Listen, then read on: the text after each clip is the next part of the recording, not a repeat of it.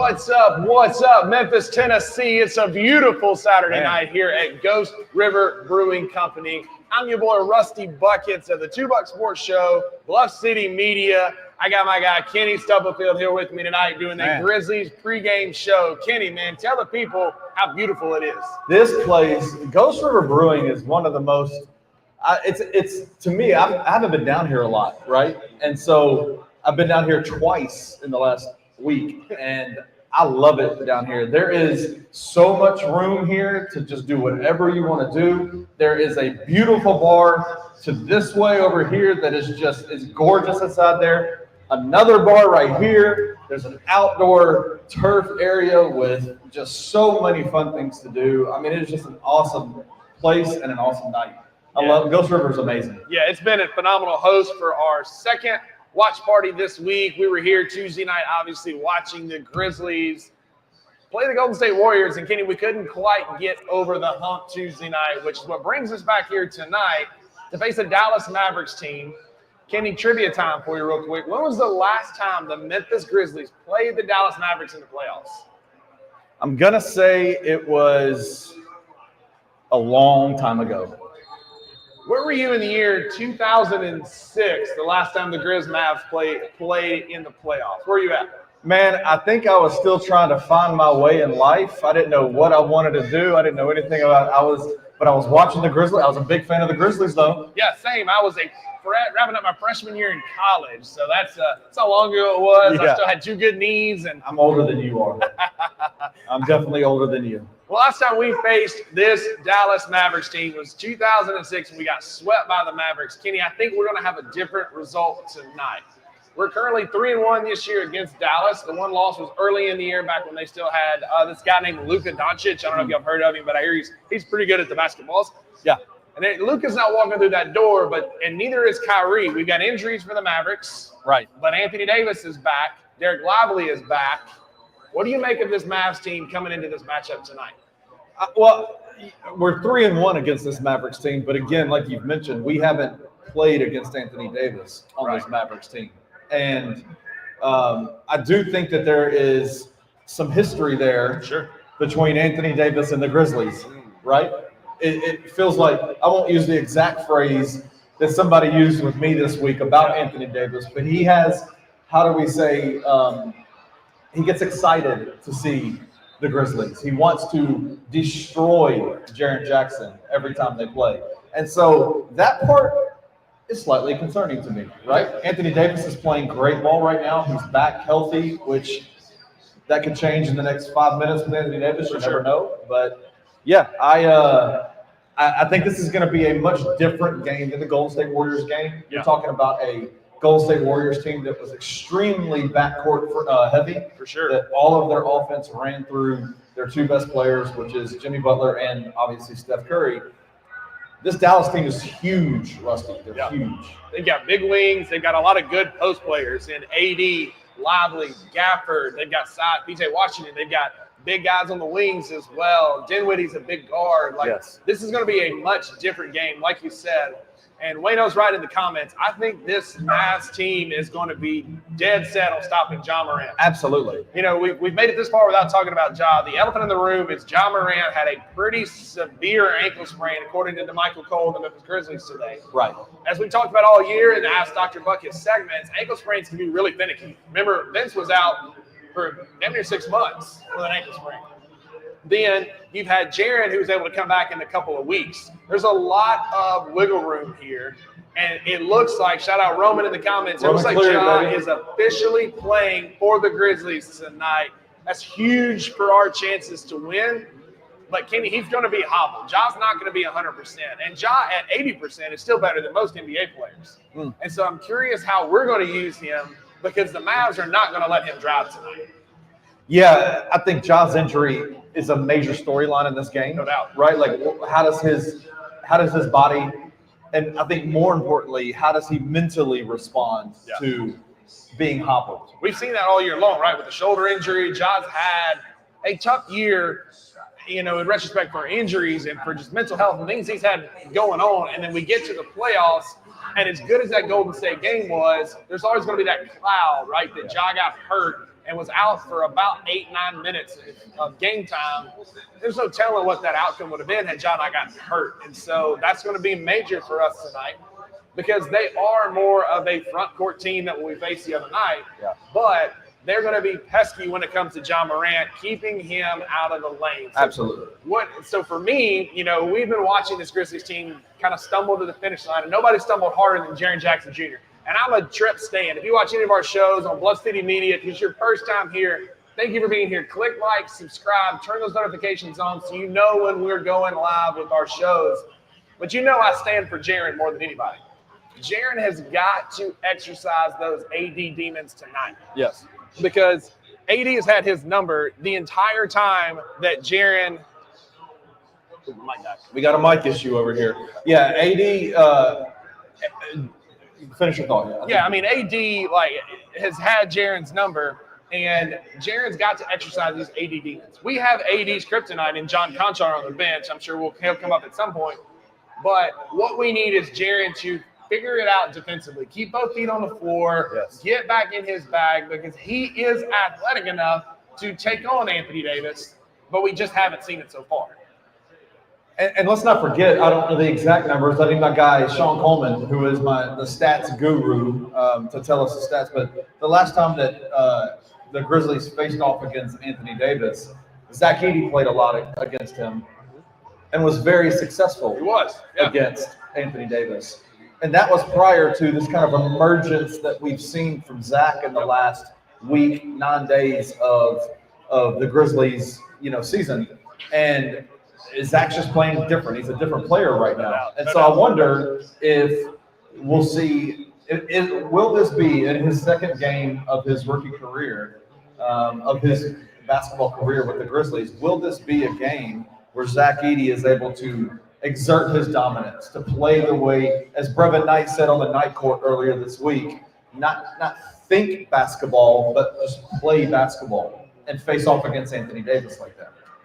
Yeah, that's going to be a big part of it because he is averaging double-digit rebounds over the last, 4 or 5 games? Right. And he looked good against Golden State. We had to use him a little bit more than I cared for guarding Jimmy Butler.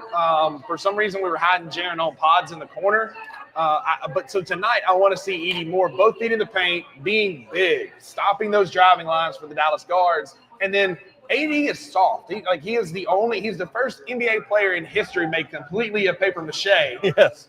And he can fall apart with some physical play. And that's where Zach Edey can be big for us tonight. Setting screens for Ja to get open, setting screens for Dez to get open at the three-point line, but especially in the paint, grabbing rebounds. Because as tall as Dallas is, Kenny, they don't have a lot of girth, right? If I can say that. A lot of size, right? And Edey can be that big guy. Right. But talk a little bit, another, not necessarily rookie, but a two-way guy that's earned himself probably to be the 5th, maybe 6th best player for us right now, is Scottie Pippen Jr. What is Scottie's role tonight after he was an absolute dog on Steph Curry? Yeah, I think his role changes a little bit. I think his role is going to change in how John Morant responds in the first few minutes that he's out there, right? Does his ankle respond to according to Shams, the shot that he received before the game, right? And so I guess we saw Scottie Pippen Jr. make a start against Golden State. And I think it was a good decision by Coach Tomas Isolo to do that because you needed somebody outside of John Desmond to take on the role of having to guard Steph Curry. The Dallas backcourt is infinitely weaker than Steph Curry, no doubt, Jimmy Butler, and those guys. And so I don't think you're going to see a Steph Curry. I don't think you're going to see a Scottie Pippen Jr. starting tonight, but I think he will get heavy minutes to spell Ja, to get Ja some rest, to make sure Ja's in a good place. And not putting this out, I don't know if this will happen or not, but if Ja decides that his ankle's not well enough to go, then we'll see a lot of Scottie Pippen out there leading the team. And truth be told, it doesn't concern me that much. As great as Ja is, Scottie has played really, really well this last back half of the season. So I think we're going to see a lot of Scottie Pippen Jr. minutes. By the way, you see this empty cup. This was filled with a Old Dominic bourbon slushie, and I I can't tell you how amazing. If you are watching on the YouTubes right now, I cannot tell you how delicious this drink is. I'm about to have 6 more, and then Rusty's going to have to wheel me home. I'm going to need some cheese curds to soak some of that up. But man, it's going to be a fun night out here. Come and enjoy some beverages with us tonight. Yeah, just a reminder, we also have a Showboats watch party going on. The Showboats are well into their game. I think it's the third quarter. They're down 7-6. But it's been a great time tonight. We've got Skipper the mascot. The Showboats are here in the corner. We got the Hype Squad here. It's been a fun night hanging out here at Ghost River Brewery, Kenny. 827 South Main Street. If you're watching this on YouTube, hop in the car, head on down here, come join us because it's a beautiful, beautiful night.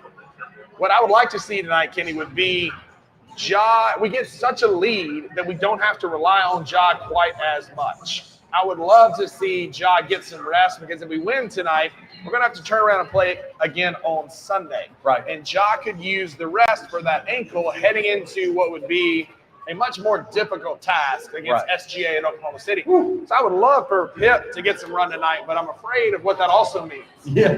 That also means we're probably going to get some Luke Kennard minutes. And Cardio Kennard cannot be out there wearing out his Fitbit. Like, we need Luke to start shooting the ball effective immediately. But, like, who else do you think? So we see Luke would probably get some minutes. Is there anybody else you think would fill that gap for Ja Morant should he not be able to go the full game? Yeah, I mean, listen, as much as he is a polarizing person in Grizz Nation, I think we might see us some jitty minutes tonight. Yeah. I think we're going to see us some jitty minutes. Obviously, he kind of was the one that originated the cardio jitty, nickname. Putting cardio next to his nickname. Yeah. But I think what he does provide is he provides a level of stability on the defensive end of the floor. Yeah, for sure. How many times has he blocked Anthony Davis in his career? Well, he's pinned him against the backboard twice in the playoffs. Pinned him twice. And then he's a rebounder, right? Like, he's a defender and he's a rebounder and provides solid minutes for you. If Ja's not able to go an extended period of time tonight, I do think you'll see some John Conchar minutes. And that doesn't bother me as much as it used to. I hope y'all are sitting down. Daniel Greer, Drew Gann, I hope y'all are tuned in. I'm about to say something I hadn't said in a long time, but this is going to get crazy. Jitty provides great defense and rebounding. And those are two things that we struggle with. Yes. There might be, this is going to taste so bad. There might be some Jitty minutes tonight that work out in our favor because of what he brings to the table, right? He is effort on defense and he rebounds. What are the two things we've been struggling with the most lately? Defense and rebounds. Defense and rebounds. And so Jitty bringing that defensive effort, Scottie Pippen Jr. bringing that defensive effort. I mean, it's a bad night if Lamar Stevens is getting minutes tonight, but he brings that physicality and effort defensively. But, I'll say this. One thing I've been impressed with Coach Tumas since he's taken over the helm is we have condensed the rotation significantly. Yes.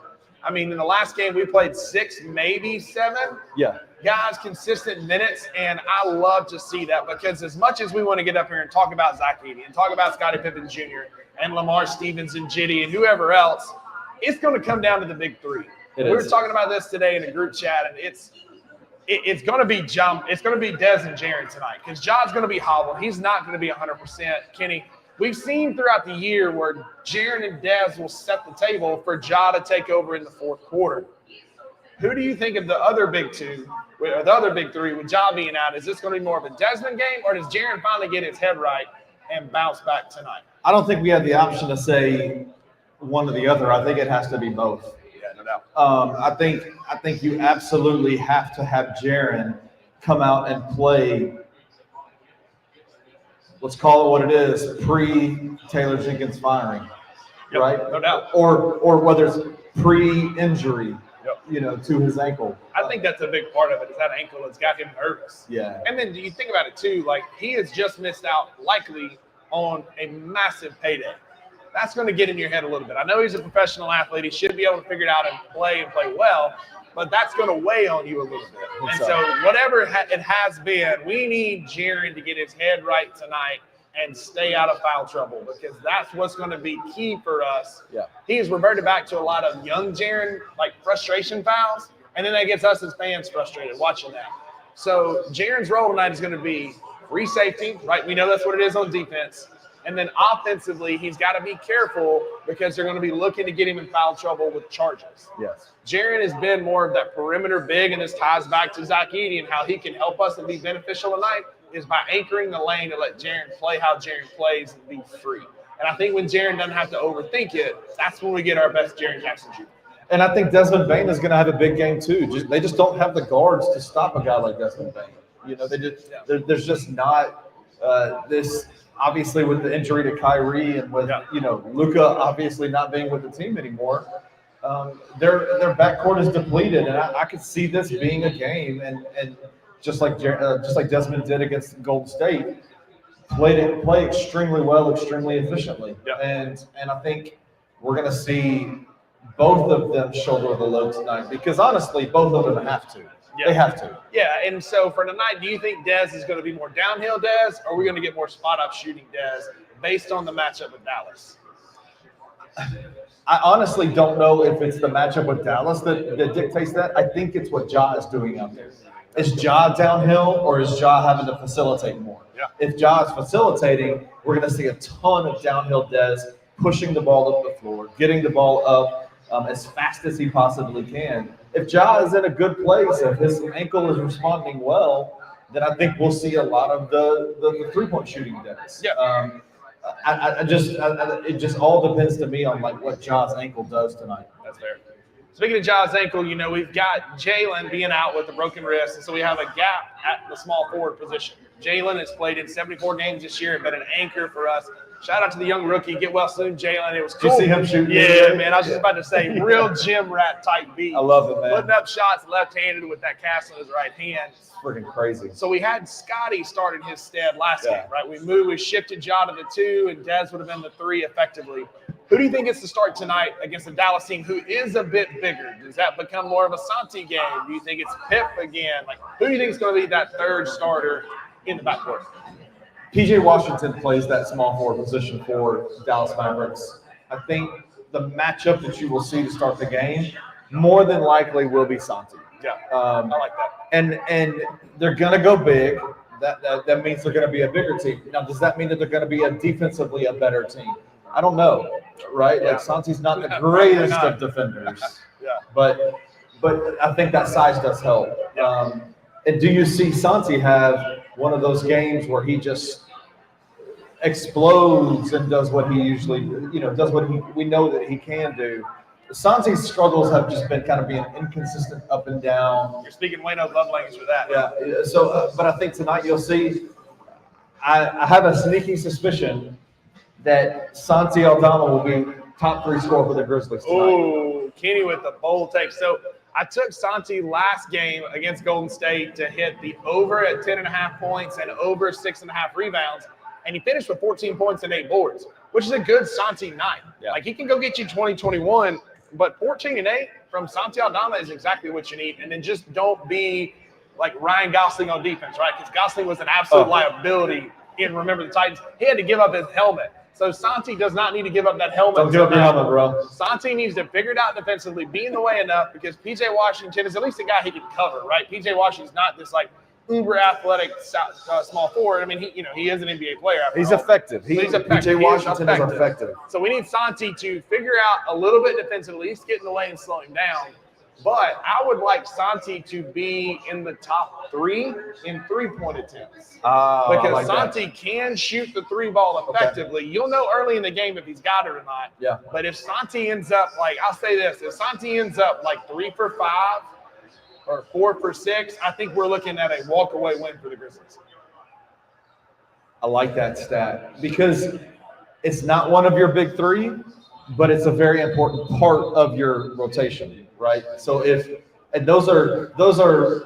kind of stats are kind of playing with house money, right? Sure. Where you're just like, if you get this, great. If you don't, they can still win the game. Yeah. You can't have Desmond and Jaren do what they. No. You can't have that. No. Because that will end up in a loss. Yeah. And I also trust Scottie Pippen Jr.'s 3-point shooting. Yeah. Like he shot the ball effectively, but like, Dez and Jaren need to be those top 3-point attempting players for us tonight because both of them have a great shot. I love that walk-up Jaren at 3 at the top of the key. Yeah. It's absolute money. But I would love to see Santi get going early. So Santi from 3 is my X factor tonight. Who you got for yours? Oh, Santi from 3 is your X factor. Oh man, Jaren Jackson Jr. having 2 fouls or less at halftime is not X factor. Ooh, 2 fouls are left at halftime. What would be the last time we saw that? Since Taylor Jenkins got fired. No doubt.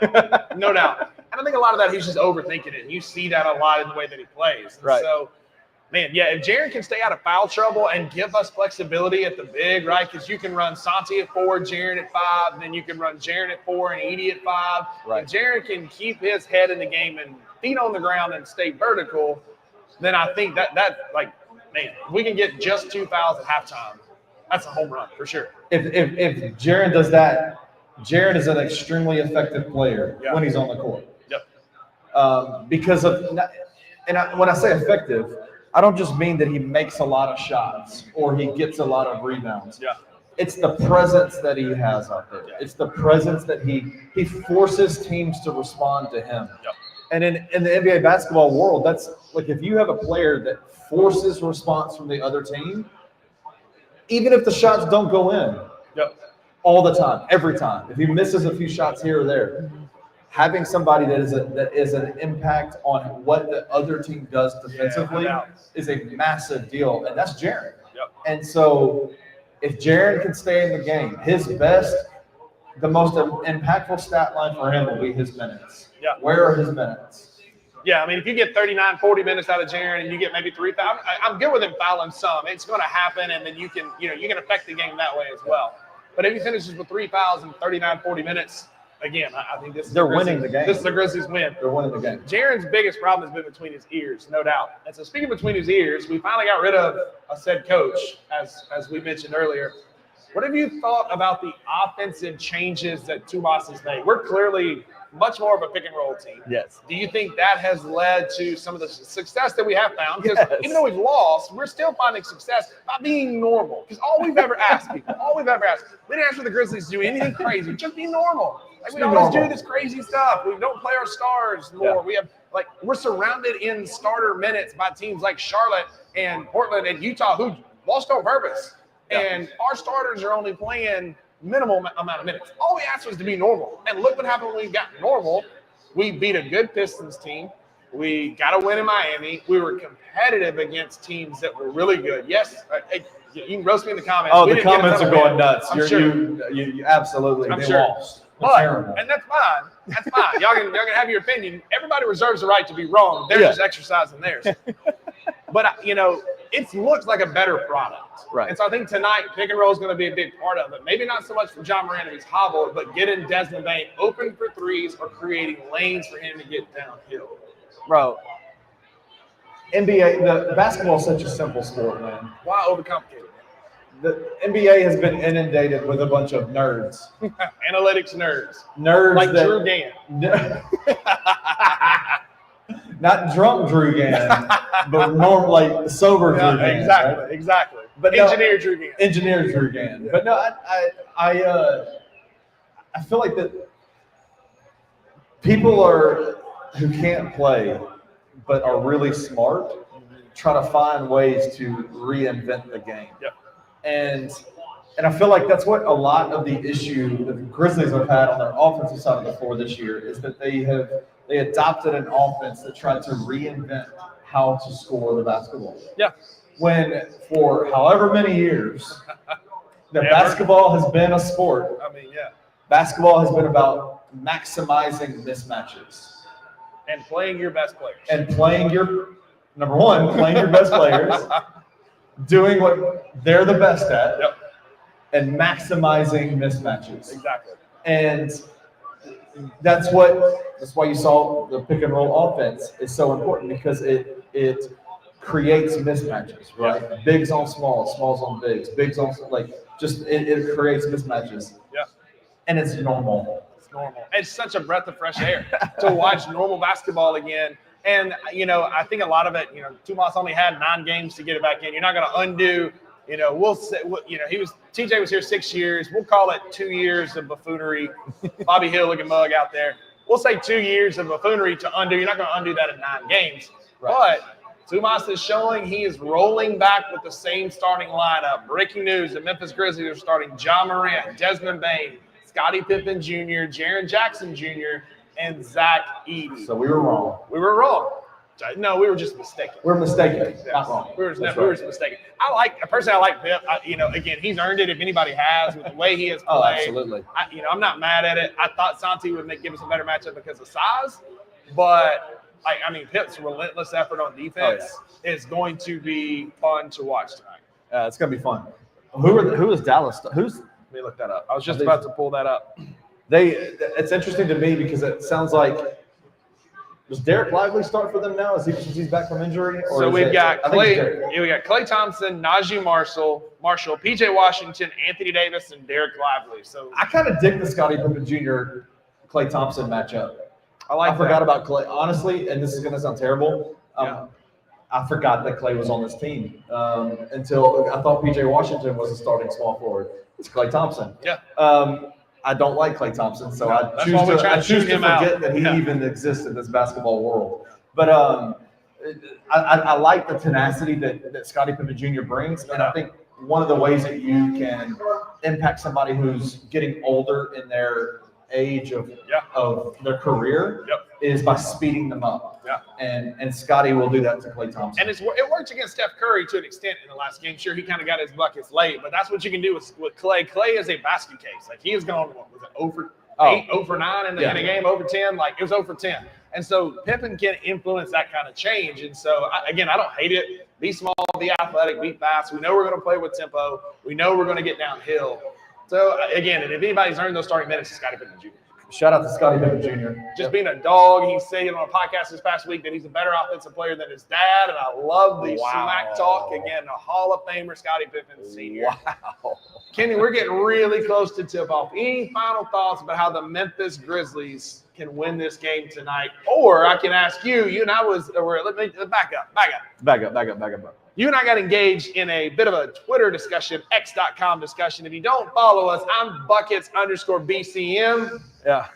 Say that again? I'm Buckets_BCM. Oh, I'm Kenny_BCM. Sorry. I was reading King Meek's comment where he called Daniel Dookie Greer stanky. Oh, absolutely. And so I concur. Yeah. And I affirm everything Meeks. King Meeks just said. Shout out King Meeks. So, if you don't follow us on x.com, we were in a debate about this yesterday. Right. What should the Memphis Grizzlies do with the game tonight? Should we go out and win this basketball game, or like some of the buffoonery in our fan base thinks we should go out and lose this game to protect our lottery pick? Well, I'll just say this: when Rusty and I start our overaged, middle-aged man basketball summer league tournament thing that we're going to start at some point. Sure. If we're choosing teams, what I'm going to do is I'm going to put people to the side and say, all right, raise your hand. Did you want the Grizzlies to win, or did you want them to lose?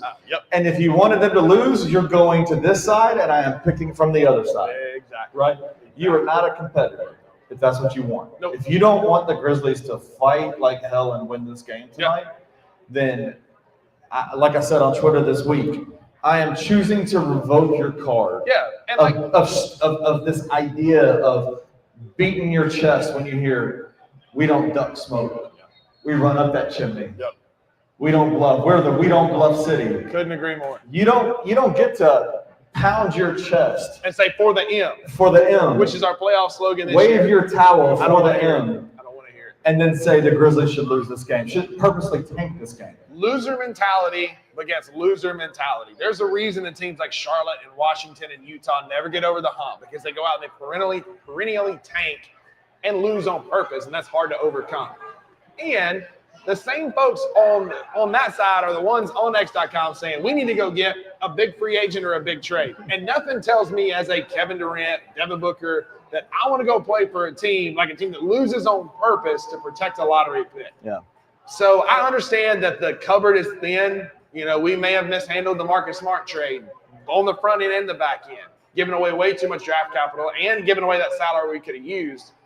But Kenny, I'm going to bet on our guys. I'm going to bet on our big three, Jadez and Jaren. I'm going to bet on Jalen Wells, Zach Edey. I'm also going to bet on G.G. Jackson Jr., who had a year stolen from him because of injuries and bad luck and a coach that robbed him of his confidence. I'm going to bet on those guys, and I'm going to say you go win this basketball game. Yeah. You go out for the M, play Memphis tough, blue-collar basketball like we're used to. You win this game, and the basketball gods will shine upon you, and things will fall your way. It's a proven thing. Nothing else, you get playoff scars because the same nerds saying keep the pick are going to be the ones this time next year saying we don't have enough playoff scars or experience to win. These guys don't play. Go get a roster with more playoff experience. Well, you wanted them to tank last year Bunch of nerds. when they could have played in the playoffs. Nerds. It's like, guys, we've got to be consistent with what we're doing here. You can't speak out of both sides of your mouth. You can't be we don't bluff and all tough, Memphis versus everybody, and then also saying we need to lose on purpose. If that's you, let me know what your handle is on Twitter so I can give you a little block real quick. I'll leave that negativity in my life. Shout out Anthony saying that block button works on X.com. Kenny, we're going to wrap this up. The Memphis Grizzlies are about to tip off any minute now. If you are there and you can get here, come hang out with us at Ghost River Brewing Company. Big shout out to Bob and his crew for hosting us again tonight. You're an awesome job being a host. Showboat's party's still going. The Grizzlies are about to tip off. Y'all come hang out with us. And if not, while you're there, click like, click subscribe, and hang out with us in the future. Kenny, go Grizz. It's a beautiful night. Get that win tonight, and we'll see y'all next time.